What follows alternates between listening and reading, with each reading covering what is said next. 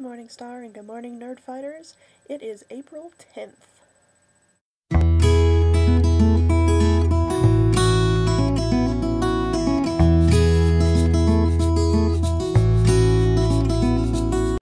don't have anything to talk about today. What I'm going to be doing is reading a little bit of what I wrote previously for Mage.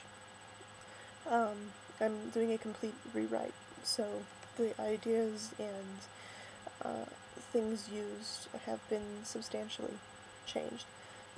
So I'm going to read. I'll be looking at the camera. Here we go. The sunlight hit my eyes painfully as I stepped out of the plane I had been in for 14 hours. At least I'm away from fat ladies putting their sweaty hands on my face, I thought, recalling the old woman who insisted on telling me every hour that I was just the prettiest thing she ever saw, pinching my cheeks with her nubbly fingers. Alexis! Alexis dear, over here! I looked around for the somewhat familiar voice calling my name. I spotted amongst the crowd a tall, lavender-eyed woman, and made my way toward her. Headmistress, I acknowledged. Just call me Professor, dear, or, if you prefer, I often answer to it Hammett. She looked me over with a nod and walked me to the baggage check. What color is your travel bag? They're red with blue handles, I said. As we sat down to eat, the headmistress, obviously I need to put in a little bit more information between there, which is part of the reason for the entire rewrite. As we sat down to eat, the headmistress pulled an oddly shaped satchel off her shoulder and onto the table where she loosened it. My eyes were glued to the bag, as if some magic were about to jump out. Well, as promised, she said, pulling out an opaque red ball from within. It was roughly the size and shape of a Sears crystal ball. What? I queried, staring at it. It's your, well, I should say part of your ability. The headmistress answered. So, my ability is prophecy? I demanded, unable to keep a tone of skepticism out of my voice.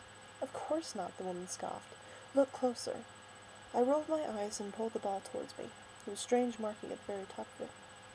Hey, what do these markings mean? I asked. It is in a language called Arvanite. It is the most ancient language. The name literally means song of another world.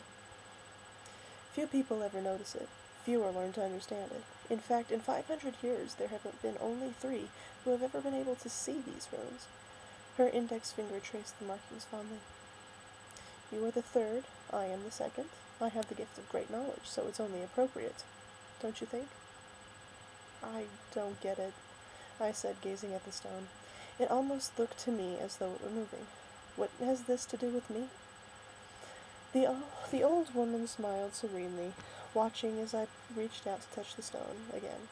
This is Elsador, she said. I pulled the ball closer to me.